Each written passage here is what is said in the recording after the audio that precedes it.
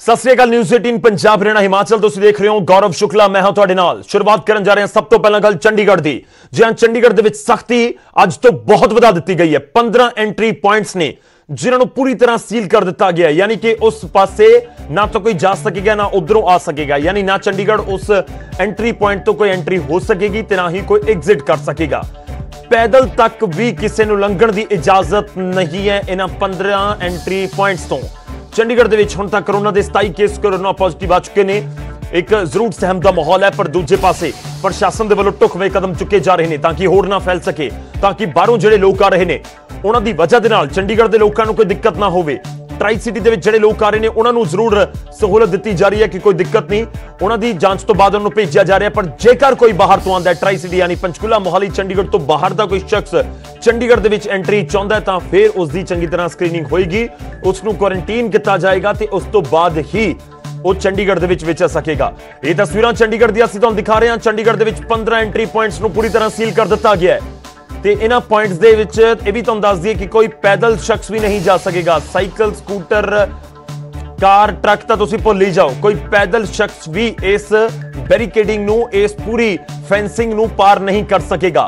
ये तस्वीरां जो असीं तुहानूं दिखा रहे हैं ये किते ना किते शायद तुहानूं बॉर्डर दी याद दिवा रहीआं होण कि सरहद ते आम तौर ते इस तरीके दी फेंसिंग हुंदी है, पर जी नहीं, ये चंडीगढ़ दा बॉर्डर है जो वक-वक थावां ते पंजाब दे नाल लगदा है ते उन्हां एंट्री पॉइंट्स नूं पूरी तरह सील कर दिता गया है। 15 एंट्री पॉइंट्स दे उत्ते किसी नूं कोई इजाजत नहीं कि हुण चंडीगढ़ तो बाहर जा सके या फिर चंडीगढ़ दे अंदर आ सके।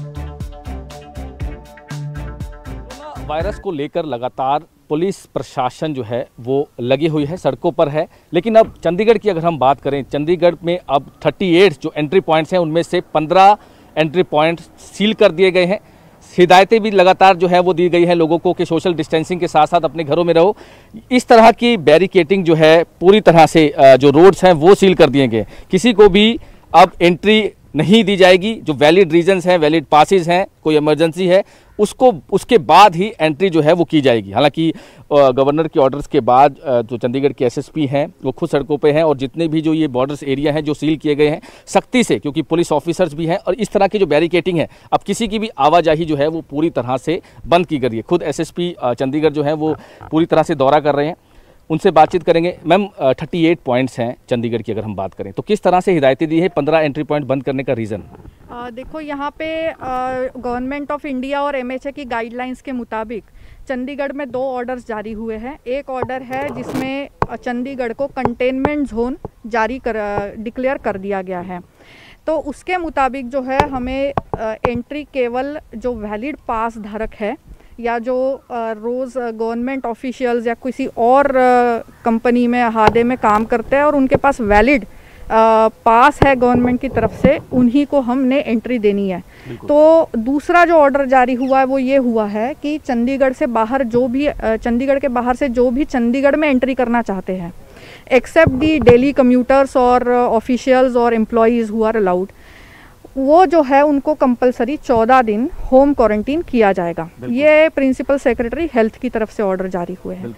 तो इन दोनों निर्देशों की पालना करते हुए हमने ज़रूरी समझा कि चंडीगढ़ में जो है अगर हमने इफ़ेक्टिव चेकिंग करनी है बॉर्डर पे तो हमें बॉर्डर के एंट्री पॉइंट्स जो है वो थोड़े लिमिट करने पड़ेंगे।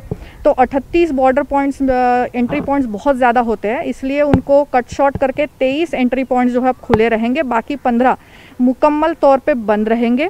वेहिकुलर ट्रैफिक भी बंद रहेगी और ऑन फुट पैदल जो है वो ट्रैफिक भी जो है टोटली यहाँ पे बंद रहेगी। तो हर तरीके से हर एक सेक्टर में जो है रिस्पांस टीम लगी हुई है। हर तरीके से रेसिडेंट्स को ये आश्वासित हो चुके हैं कि उनकी हर ज़रूरी जो ज़रूरत है उसका ख्याल रखा जा रहा है। तो लॉ एंड ऑर्डर बिल्कुल यहाँ पे मुकम्मल मेंटेन है और आगे भी रहेगा। तो बिल्कुल साफ तौर पर जो एसएसपी हैं चंडीगढ़ के, उन्होंने बताया कि किस तरह से लॉ एंड ऑर्डर की सिचुएशन है, किस तरह से जो बैरिकेड जो है वो लगाए गए हैं, क्योंकि अब 15 एंट्री पॉइंट जो हैं जिनको आइडेंटिफाई किया है वो पूरी तरह से बंद कर दिए गए हैं। इस तरह के बैरिकेड्स लगाए गए हैं। लॉ एंड ऑर्डर की जो सिचुएशंस हैं उनको देखते हुए पुलिस जो है वो काम कर रही है और लोगों को भी समझना होगा कि पुलिस और प्रशासन की जो है इसमें हेल्प करे। चंडीगढ़ से कैमरा मैन राजेंद्र कुमार के साथ मनोज राठी, न्यूज़ 18। चंडीगढ़ दे विच सख्ती वधा दी गई है। तस्वीरां असीं तुहानूं दिखाईआं ने कि किस तरीके नाल सख्ती नूं वधाया गया है। ਤੇ 15 ਐਂਟਰੀ ਪੁਆਇੰਟਸ ਤਾਂ ਚੰਡੀਗੜ੍ਹ ਦੇ ਵਿੱਚ ਬਿਲਕੁਲ ਪੂਰੀ ਤਰ੍ਹਾਂ ਦੇ ਨਾਲ ਸੀਲ ਕਰ ਦਿੱਤੇ ਗਏ ਨੇ।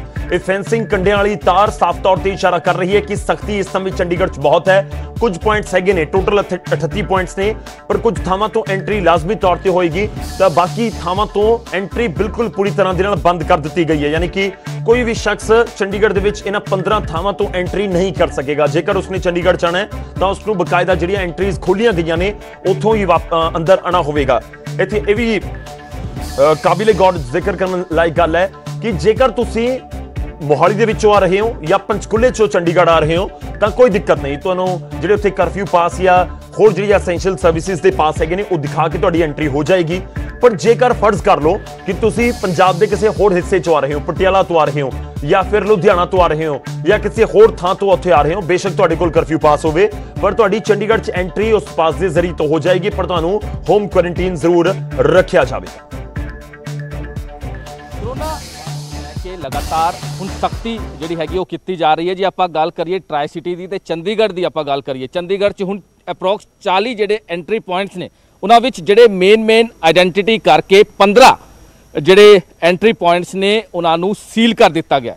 ਅਸੀਂ ਖੜੇ ਆ ਬਡੇੜੀ ਐਂਟਰੀ ਪੁਆਇੰਟ ਤੇ ਜਿੱਥੇ ਪੂਰੀ ਤਰ੍ਹਾਂ ਜਿਹੜੇ ਇਹ ਡਰਮ ਲਾ ਕੇ ਪੂਰਾ ਬੈਰੀਕੇਡਸ ਲਾ ਕੇ ਇਹਨਾਂ ਨੂੰ ਬੰਦ ਕਰ ਦਿੱਤਾ ਗਿਆ ਹੈ ਟਿਲ ਫਰਦਰ ਆਰਡਰ ਤੱਕ। ਹਜੇ ਇਸ ਪੁਆਇੰਟ ਤੇ ਕਿਸੇ ਵੀ ਤਰ੍ਹਾਂ ਦੀ ਕਿਸੇ ਵੀ ਪਰਸਨ ਦੀ ਕੋਈ ਐਂਟਰੀ ਜਿਹੜੀ ਹੈਗੀ ਉਹ ਨਹੀਂ ਹੋ ਸਕਦੀ। ਸਾਫ਼ ਤੌਰ ਤੇ ਜਿਹੜੇ ਗਵਰਨਰ ਦੇ ਆਰਡਰ ਤੋਂ ਬਾਅਦ ਜੇ ਆਪਾਂ ਗੱਲ ਕਰੀਏ ਇਹ ਸਖਤੀ ਕੀਤੀ ਗਈ ਹੈ ਕਿਉਂਕਿ ਲਗਾਤਾਰ ਜਿਹੜੇ ਇਹ ਕੋਰੋਨਾ ਪੋਜ਼ਿਟਿਵ ਦੇ ਜਿਹੜੇ ਮਾਮਲੇ ਆ ਰਹੇ ਸੀ ਜਿਹਨੂੰ ਲੈ ਕੇ 15 ਜਿਹੜੇ ਐਂਟਰੀ ਪੁਆਇੰਟ ਚੰਡੀਗੜ੍ਹ ਦੇ ਆਪਾਂ ਗੱਲ ਕਰੀਏ ਚੰਡੀਗੜ੍ਹ ਦੇ ਜਿਹੜੇ ਐਂਟਰੀ ਪੁਆਇੰਟ ਆਇਡੈਂਟੀਫਾਈ ਕੀਤੇ हैं ਜਿਹਦੇ ਵਿੱਚ ਇਹ ਵੀ ਮੇਨ ਹੈ ਕਿਉਂਕਿ ਆਪਾਂ ਦੱਸ ਦਈਏ ਕਿ ਇਹਦੇ ਬਿਲਕੁਲ ਨਾਲ ਚੰਡੀਗੜ੍ਹ ਦੇ ਬਿਲਕੁਲ ਸਾਹਮਣੇ ਇਹ ਮੋਹਾਲੀ ਏਰੀਆ ਸਟਾਰਟ ਹੋ ਜਾਂਦਾ ਹੈ ਜਿਹਨੂੰ ਲੈ ਕੇ ਕਿਤੇ ਨਾ ਕਿਤੇ ਇਹਤਿਆਤਨ ਜਿਹੜੇ ਆਇਡੈਂਟੀਟੀ ਕੀਤੇ ਹੈ ਤੇ ਜਿਹੜੇ ਅਫਸਰ ਨੇ ਉਹ ਵੀ ਮੌਕੇ ਤੇ ਲੋਕਾਂ ਨੂੰ ਸਮਝਾਉਣ ਦੀ ਵੀ ਕੋਸ਼ਿਸ਼ ਕੀਤੀ ਜਾ ਰਹੀ ਹੈ ਕਿਉਂਕਿ ਕਈ ਲੋਕੀ ਵੈਲਿਡ ਪਾਸ ਦਾ ਜਾਂ ਹੋਰ ਜਿਹੜਾ ਐਮਰਜੈਂਸੀ ਦਾ ਹਵਾਲਾ ਦੇਣ ਤੋਂ ਬਾਅਦ ਇੱਥੇ ਆਉਣ ਦੀ ਕੋਸ਼ਿਸ਼ ਕਰਦੇ ਆ ਤੇ SHO 39 ਦਾ ਇਹ ਪੂਰਾ ਏਰੀਆ ਹੈ ਉਹ ਵੀ ਸਾਡੇ ਨਾਲ ਨੇ।